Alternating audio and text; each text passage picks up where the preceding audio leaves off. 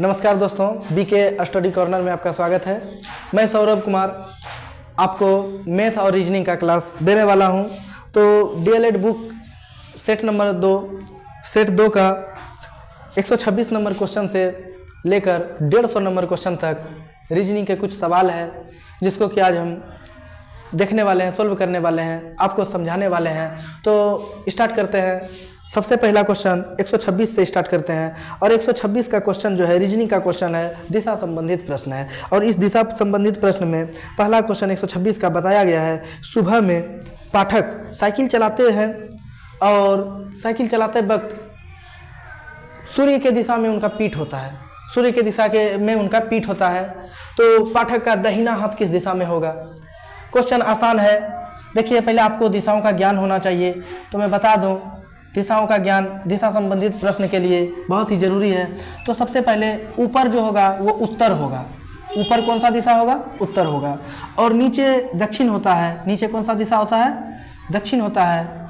और ऊपर से अगर हम दाहिने जाएं तो वो पूर्व दिशा होता है। और सुबह में सूर्य भी पूर्व दिशा में ही उगता है। अब उत्तर से जब हम बाएं देखें तो उत्तर से बाएं पश्चिम होता है, पश्चिम दिशा होता है। और शाम के समय में सूर्य पश्चिम दिशा में ही डूबते हैं।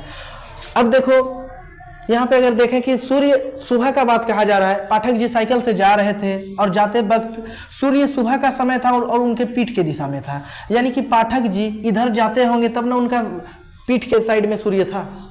तो कहने का अर्थ है पाठक जी इधर चल रहे हैं और सूर्य इधर है, क्योंकि हम जानते हैं सुबह में सूर्य पूर्व की ओर होता है। और जब पाठक जी के पीठ के साइड में सूर्य है तो पाठक जी पश्चिम के साइड मुंह करके जा रहे होंगे। और पाठक जी पश्चिम के साइड मुंह करके जा रहे हैं तो उनका हाथ जो है, दाहिना हाथ ऊपर होगा और बायां हाथ नीचे होगा। और यही क्वेश्चन में पूछा जा रहा है कि पाठक जी का दाहिना हाथ किधर है? तो दाहिना हाथ जो होगा पाठक जी का, वो उत्तर की दिशा में होगा। आप देख सकते हैं, अपने में इमेज कर देख सकते हैं कि सुबह का समय सूर्य पूर्व में होता है और हमारे पीठ के साइड है। तो हमारा जब पीठ पूर्व में है तो मुंह हमारा पश्चिम में होगा। और हमारा जब मुंह पश्चिम में है तो हाथ हमारा ये उत्तर दिशा की ओर होगा। और कौन सा हाथ उत्तर दिशा की ओर होगा? तो दाहिना हाथ उत्तर दिशा की होगा और होगा। और दाहिना के बारे में ही पूछा जा रहा है। दाहिना हाथ किस दिशा में है? तो दाहिना हाथ किस दिशा में है? उत्तर की ओर है, ऊपर है। इसीलिए इसका राइट आंसर क्या होगा? उत्तर होगा। तो पहला क्वेश्चन जो था दिशाओं से था। इसमें ऐसे भी पूछा जा सकता था कि पाठक जी का बायां हाथ किस दिशा में है? तो बायां हाथ आप देख रहे हैं कि बायां हाथ इधर होगा, यानी दक्षिण दिशा में होगा। ऐसा भी क्वेश्चन हो सकता था कि पाठक जी का मुंह किस दिशा में होगा? तो मुंह पश्चिम की दिशा में होगा। जब पीठ पूर्व में है तो मुंह पश्चिम में होगा। चलिए हम दूसरे क्वेश्चन पे देखते हैं। 127 नंबर क्वेश्चन का क्या कहना है। तो 127 नंबर क्वेश्चन जो है ये श्रृंखलाओं से है और इसमें 53 क्वेश्चन 127 आप देख सकते होंगे। 53, फिर है 53, फिर है 40, फिर है 40, फिर है 27 और फिर है 27। ये क्वेश्चन आगे इसी श्रृंखला को अगर आगे बढ़ाना है तो हम किस रूप में, इसका आंसर क्या होगा? यानी कि यहाँ क्वेश्चन मार्क है तो इस पे, इसके जगह पे क्या होगा? तो हम देखें यहाँ से 1 सेट, 2 सेट, 3 सेट, क्योंकि एक जैसा ही है तो हम सेट बना के आगे बढ़ते हैं। और इस सेट में देखा जाए, इस सेट में इस सेट की तुलना में क्या अंतर है? तो अंतर यानी घटा। हम देख रहे हैं ये बड़ा है, ये छोटा है, तो कितना का अंतर है? इसमें 13 का अंतर है। क्या ये भी बड़ा ये छोटा है? तो हाँ, ये भी बड़ा और ये छोटा है। तो ये दोनों का अंतर कितना है? 13 का। तो हम समझ रहे हैं कि हर सेट एक दूसरे सेट से 13 का अंतर लेके आगे जा रहा है। यानी कि जो अगला सेट होगा वो पिछले सेट से 13 कम होगा। देखिए, जो अगला सेट है 40 वो पिछले से 13 कम है, 27 पिछले से 13 कम है। तो ये अगला सेट भी 27 से 13 कम होगा। और जब 13 कम होगा तो हम जान गए कि यहाँ 14 ही आंसर आने वाला है। 14 और 14। तो जब 14 आंसर है, क्योंकि रिलेशन एक जैसा ही होना चाहिए, लॉजिक एक जैसा होना चाहिए। जैसे 53 और 40 के अंतर्गत देखें तो 13 का अंतर, 40 27 में 13 का अंतर, 27 से क्या 13 कम होगा? तो 27 से 14 ही 13 कम होता है।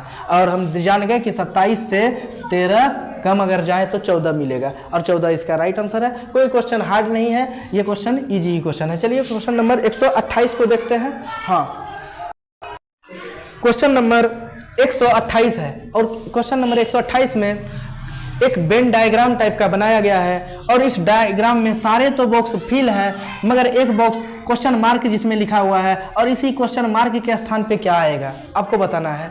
तो संपूर्ण डायग्राम को ध्यान से देखना है और ध्यान से देखने के बाद हम छोटे से बड़े को ढूंढते ढूंढते आगे बढ़ेंगे। तो सबसे छोटा हमें 5 मिला। अब देखते हैं इस 5 से इस 5 में क्या रिलेशन है। तो इस 5 से इस 5 में रिलेशन अगर देखें तो 1 गुना है। 5 का 5 1 गुना होता है, ठीक है। तो क्या इसका भी गुना है? ये देखते हैं इसका भी गुणज, 5 का गुणज 10 है तो हाँ 10 गुणज है और ये 2 गुना है। ये तो बिल्कुल आसान दिख रहा है। फिर 10 का गुणज 30 है तो हाँ ये भी 30 है, गुणज 3 गुना है। 10 गुना 3 करेंगे तो 30 हो जाएगा। इसी प्रकार से 30 भी 120 का गुणज है तो हाँ ये 4 गुना है। आगे देखते हैं तो ये 5 गुना होना चाहिए, यहाँ क्वेश्चन मार्क के जगह पे 5 गुना होना चाहिए और 5 गुना जब करते हैं तो 120 गुना 5 यानी कि 600।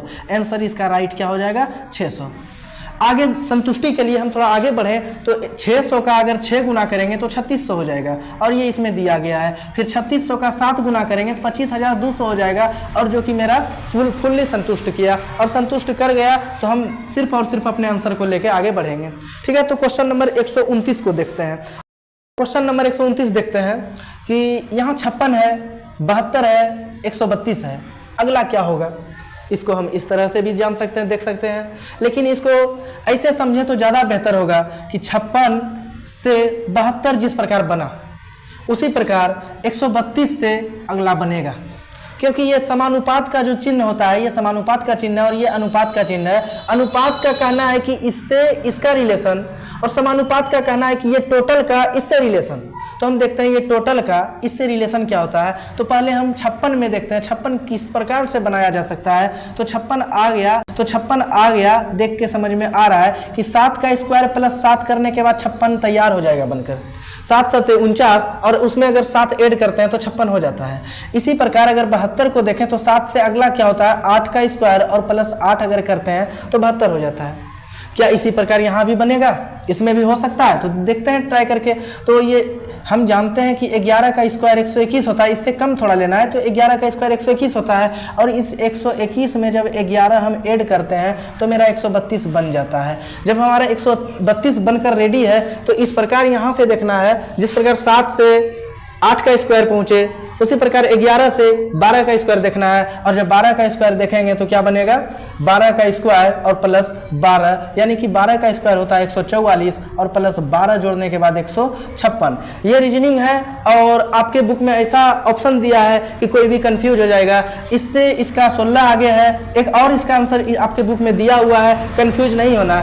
इससे इसका अंतर जो है 16 का है, यानी कि 56 में जब हम 16 ऐड करते हैं तो 72 हो जाता है। उसी प्रकार इसमें जब 16 ऐड करेंगे तो 148 हो जाएगा और आपके बुक में 148 भी ऑप्शन में दिया हुआ है। तो आपके पास 2 लॉजिक है, लेकिन ये लॉजिक जो है थोड़ा अच्छा है और ये बहुत आसान लॉजिक है, जिसके वजह से आंसर आपको 156 के साथ जाना है। तो अगला क्वेश्चन हम 130 को देखते हैं।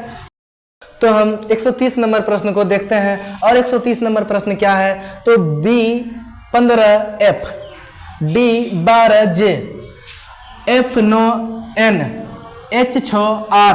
तो अगला इसी प्रकार से 3 अक्षरों वाला 3 अंकों वाला कुछ ना कुछ बनेगा। तो देखते हैं क्या बनता है। तो इस प्रकार के प्रश्न जब भी आपके सामने हो तो आपको पहले ये वर्णाक्षर से स्टार्ट करना है और दूसरे में जाके लगाना है, दूसरे में जाके लगाना है। यानी कि हम फर्स्ट सेट के फर्स्ट अक्षर को दूसरे सेट के फर्स्ट अक्षर के साथ ट्राई करेंगे, चेक करेंगे।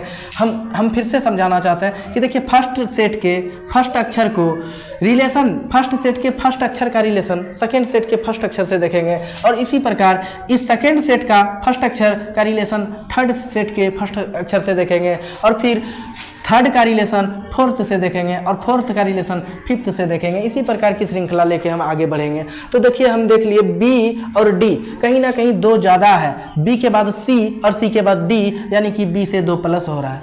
क्या यहाँ से भी 2 प्लस हो रहा है? तो हाँ, डी के बाद ई होता है और ई के बाद एफ होता है, यानी कि यहाँ भी 2 प्लस हो रहा है, यहाँ भी 2 प्लस हो रहा है, तो यहाँ भी 2 प्लस हो रहा है, और यहाँ भी 2 प्लस होगा, और होगा तो 2 प्लस एच में जब हम 2 ऐड करते हैं तो आई जे, यानी कि मेरा फर्स्ट अक्षर यहाँ मिल गया है जे।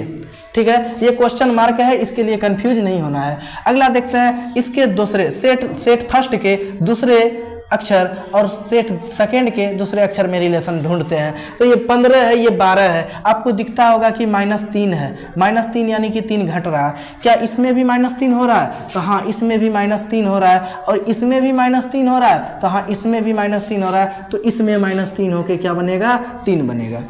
आप लोग इससे सहमत हैं कि अगर 15 था तो घटा 12 हो गया, 3 का माइनस हो रहा है, फिर 9 हो गया, फिर 9 में 3 घटा 6 हो गया, और फिर 6 में 3 घटा तो 3 हो गया। इसी प्रकार इसका भी रिलेशन होगा। तो देखते हैं एफ से क्या बना, तो एफ से जे बना, यानी कि कितना का अंतर है, या तो ऐड हो रहा है, तो एफ 6 नंबर पे होता है और जे 10 नंबर पे होता है, यानी कि 4 बढ़ रहा है, प्लस हो रहा है। तो यहाँ 10 नंबर पे जे और एन बना, एन का 14 नंबर है, यानी कि ये क्या हुआ? 4 प्लस हो गया। और फिर देखते हैं एन से 4 बढ़ के 18 नंबर वाला, यानी कि आर पहुंच गया। और इसी प्रकार जब आर में भी 4 का वृद्धि होगा, तो ये आर में 4 का वृद्धि होगा तो 22 नंबर वाला भी पे पहुंच जाएगा। और आपके ऑप्शन में ये दिया हुआ है J3 भी। आप इसी प्रकार से धीरे धीरे अगर चेक करते हैं तो आपको आंसर मिल जाएगा। इसका विस्तार भी आप देख सकते हैं। पहले का हम पहले के साथ रिलेशन देख लिए, दूसरे का दूसरे के साथ रिलेशन देखे, तीसरे का तीसरे के साथ रिलेशन देखे, और इसी श्रृंखला में आगे बढ़ गए तो हमें आंसर इसका मिल गया।